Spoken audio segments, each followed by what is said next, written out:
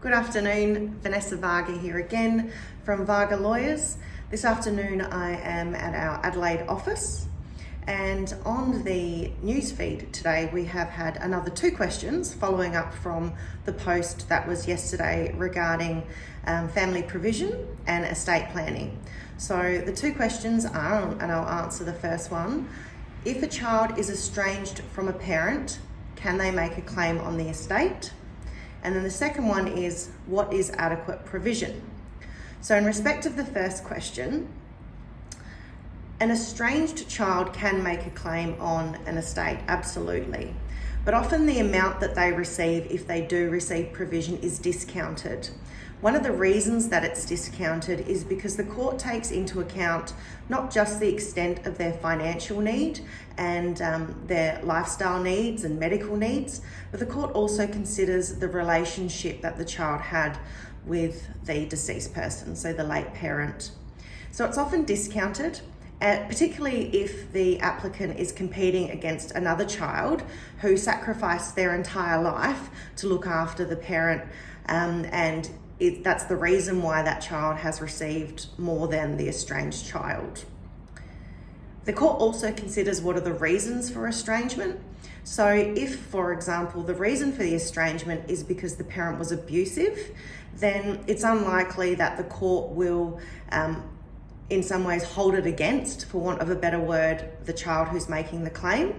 And also, particularly if the child has made attempts to reconnect with the parent, the court does look at that as well. However, if the estrangement is because the child had some substance abuse issues or any other reason, there might not be that leniency towards the estrangement and the loss of relationship during the lifetime.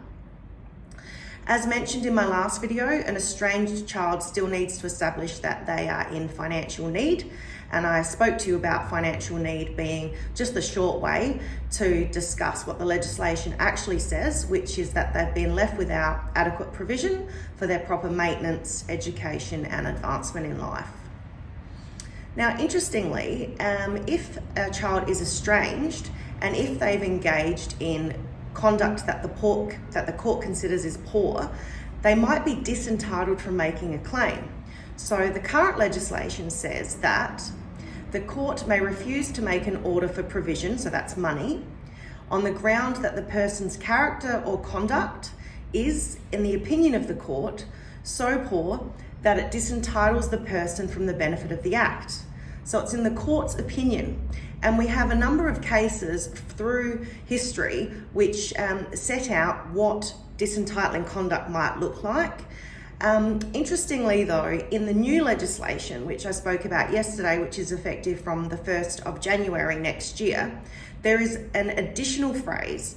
So the new phrase is, as I've said, that the court considers the person is of poor character or conduct, in summary, but the court can now, next year, refuse to make an order for any other reason that the court thinks sufficient.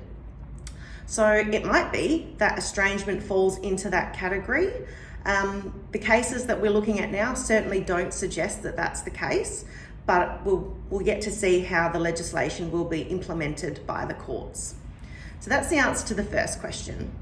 The second question is, what is adequate provision? Great question. So unfortunately, I can't give you a cookie cutter answer. It's not black and white. There are a number of factors that the court considers. So the court considers the size of the estate. If it's a significantly large estate, then the expectation is that there's enough around for everyone to share in. The pie is big enough, so to speak. The court considers the financial needs of the claimant and the claimant's other needs. So what are their medical needs? What are they suffering from? What are they likely to require in the future in the way of support? What are their lifestyle needs? Do they have dependents? Maybe the claimant has a disabled child that they're going to need funds to support for the foreseeable future. The court also looks at the financial position and needs of the beneficiaries in the will. We call these people the competing claimants. So whilst the court looks at what is the claimant's needs, well, who are they taking money from? And in summary and effectively, it's the beneficiaries who already have an entitlement under the will.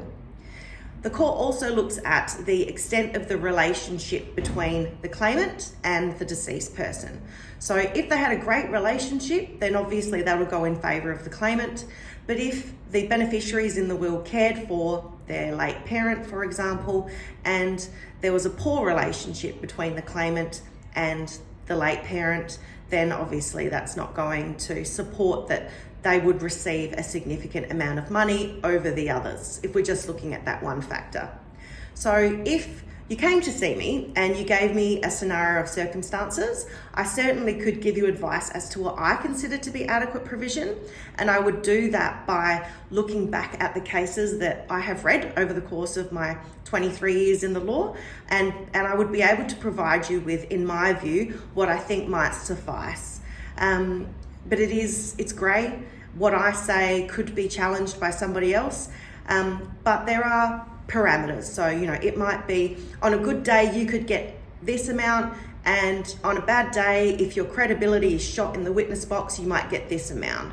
But I still think you'll get over, and you could get this between here and here. It really just depends, again, on those factors and also what your evidence is like. So you might say, oh, I've been estranged for this reason, and then you have another witness who says, well, that reason's incorrect, my version of events is something different, and then the court will make an assessment of who to believe. So it is a bit vague and a little bit grey, but more than happy to give you further advice if you need. Have a great night.